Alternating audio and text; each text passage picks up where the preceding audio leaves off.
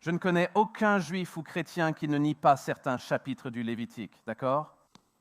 Mais je trouve très très courant, comme nous l'avons vu ce soir, que les gens ignorent que les hadiths, les paroles de Mahomet, sont assez explicites sur la question de ce qu'il faut faire concernant les homosexuels. Cette étudiante ignorante d'Oxford défend l'islam, puis Douglas Murray la détruit. Regardez.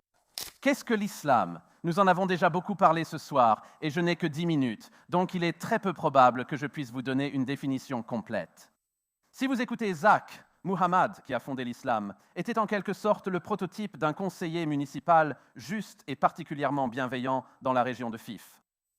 Si vous l'écoutiez, vous auriez l'impression qu'il s'agissait simplement de quelques questions minimales de gouvernance, et ainsi de suite. Or, ce n'est pas le cas. L'islam est beaucoup de choses. C'est quelque chose de très complexe. Ce n'est pas facile à résumer. Cependant, c'est une religion et il est possible de la résumer dans une certaine mesure. Ma propre définition préférée est qu'il y a essentiellement 3 islams. Il y a l'islam des origines, c'est-à-dire les textes, le Coran, les hadiths, les paroles et en effet les premières biographies de Mahomet. Il y a le deuxième islam, la manière dont cela a été extrapolé au fil des siècles dans le corpus juridique connu sous le nom de charia. Et il y a un troisième islam auquel nous faisons souvent référence lorsque nous parlons de l'islam, c'est-à-dire que croient les musulmans? Comment vivent les musulmans? Maintenant, ce sont des eaux très profondes, mais il ne sert à rien de s'aventurer en eau profonde si on ne plonge pas directement dedans. Zach a dit dans ses commentaires que nous devons revenir aux valeurs religieuses de l'islam. Mais le problème, c'est que la version des valeurs religieuses de l'islam selon Zach sera très différente de celle de beaucoup d'autres personnes. Je vais vous présenter ce point dans sa forme la plus dure, mais c'est nécessaire et vrai. Des groupes comme Daesh ont l'interprétation la plus mauvaise possible de l'islam. Cela devrait être évident, mais ils ont la pire interprétation de l'islam, tant pour les musulmans que pour les non-musulmans.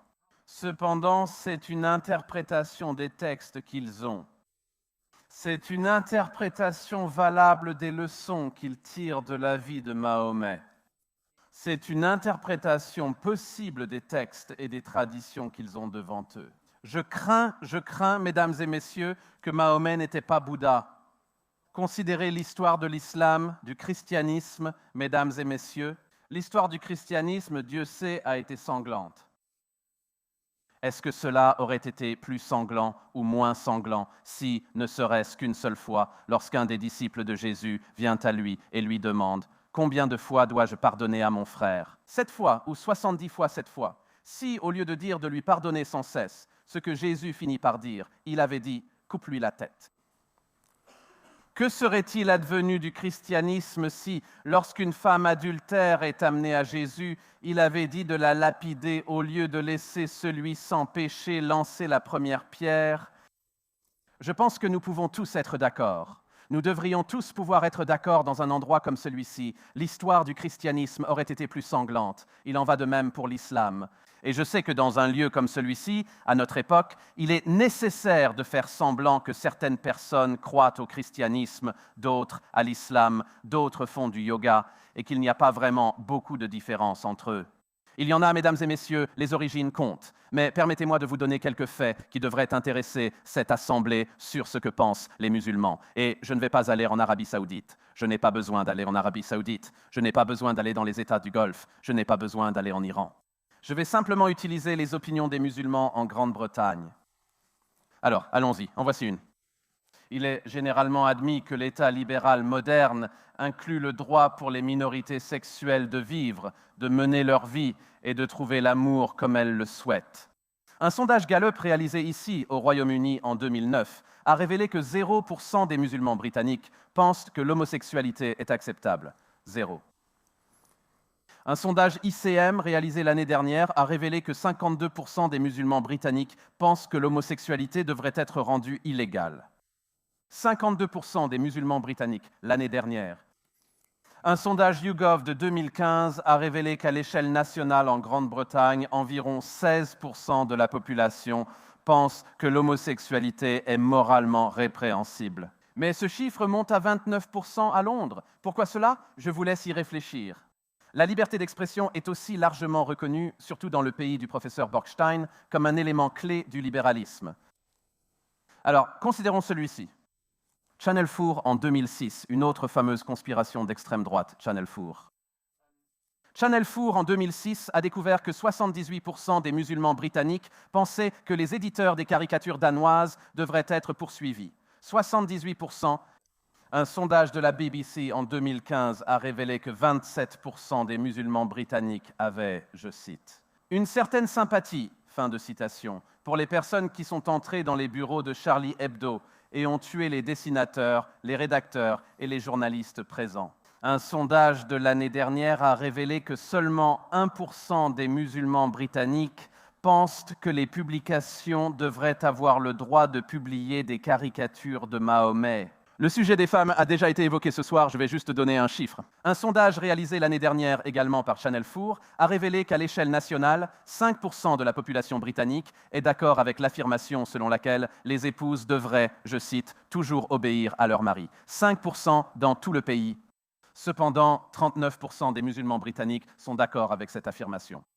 Donnez-moi un autre exemple rapide. Ce n'est pas un chiffre, c'est une citation d'un éminent opposant à moi qui s'appelle Mehdi Hassan, un journaliste musulman britannique. Mehdi Hassan, dans un article sur le sujet de l'antisémitisme au sein des communautés musulmanes britanniques, a écrit ce qui suit en 2013. Cela me fait mal de devoir l'admettre, mais l'antisémitisme n'est pas seulement toléré dans certains secteurs de la communauté musulmane britannique. Il est courant et banal. Tous les musulmans qui lisent cet article sauront de quoi je parle. C'est, a-t-il dit, je cite, « notre petit secret honteux ».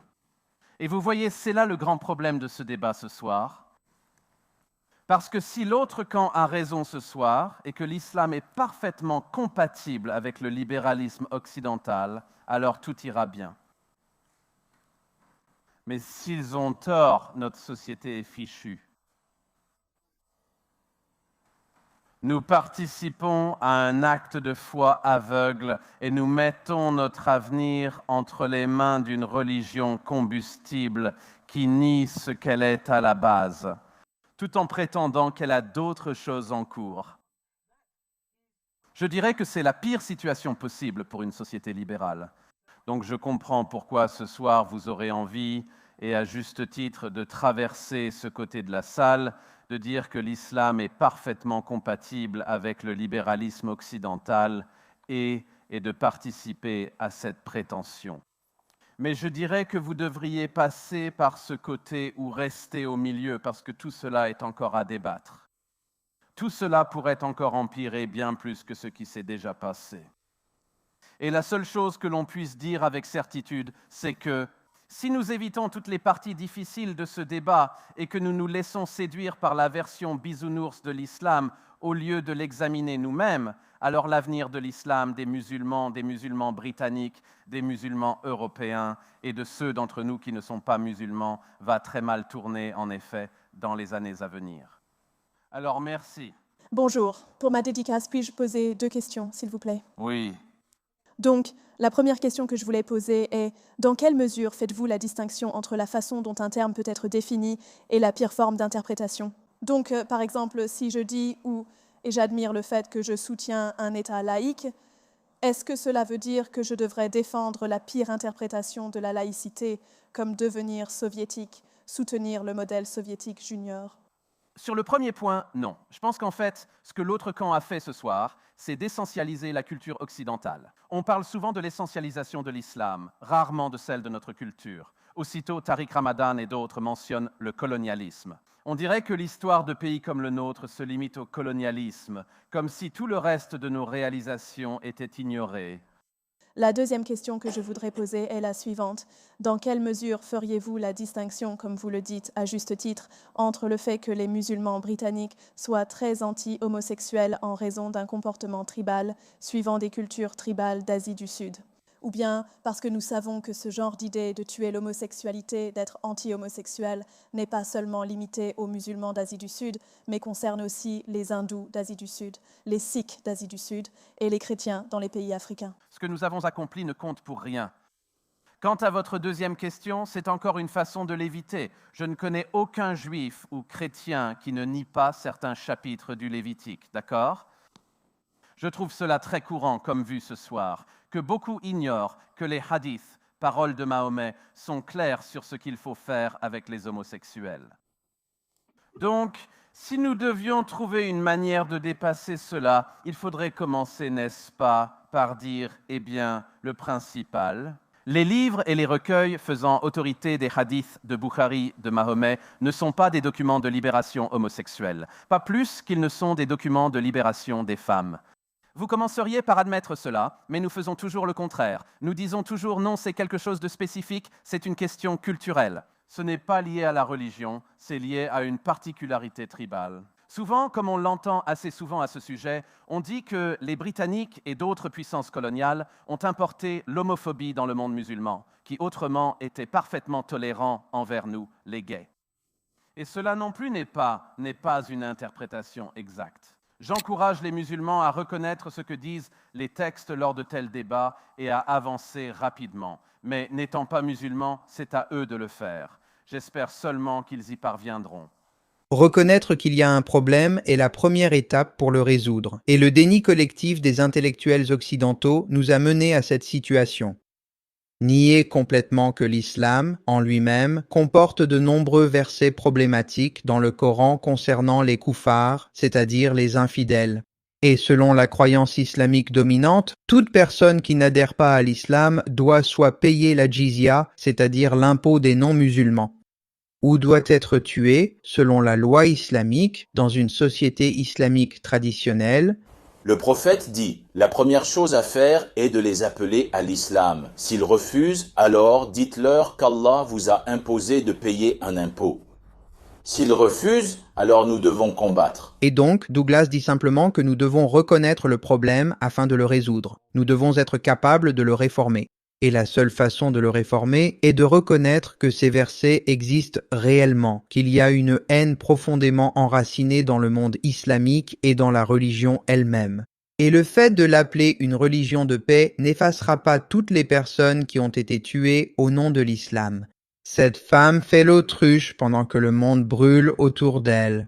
Elle alimente en réalité le problème en laissant entrer et en défendant les barbares qui sont aux portes, et elle ne sera pas épargnée. Comme vous le savez peut-être dans l'histoire, cela s'est réellement produit en Iran. Cette expérience a déjà été menée, où l'Alliance Rouge-Vert s'est effectivement formée, où les gauchistes et les islamistes se sont unis pour renverser le régime du Shah, et ensuite ce fut une tyrannie totale. Je suis un réfugié politique d'Iran, j'ai été en prison, j'ai vécu sous la loi islamique et je sais comment ça commence et je sais comment ça se termine. Et ça commence toujours, pour une raison ou une autre, par l'union de la gauche et des islamistes. Beaucoup de ces étudiants idéologues ont regretté d'avoir jamais invité la menace islamiste dans leur pays, et ils ont vite été écartés, voire même éliminés. Il n'y a eu qu'une trace d'occidentalisation ni de liberté en Iran pour les femmes, pour les homosexuels, pour quiconque ne souscrit pas à l'islam. Voilà la réalité. Si vous regardez en ligne, il y a d'innombrables vidéos de femmes qui enlèvent leur hijab et sont ensuite rapidement arrêtées. Elles sont battues et parfois on n'entend plus jamais parler d'elles. Personne ne veut de ça, personne ne veut ça en Occident. Mais beaucoup de ces gauchistes ignorants invitent la menace et défendent la menace qui finira par se retourner contre eux. Donc, Douglas Murray a 100% raison, et nous serions avisés d'écouter ses conseils. Merci d'avoir regardé cette vidéo. Pour en voir plus, abonnez-vous à la chaîne. Et voici un message de ma part. Si vous soutenez notre mission chez Jewish Uncensored, pensez à nous aider de différentes manières. Vous pouvez nous soutenir financièrement en allant sur buymecoffee.com/JewishUncensored.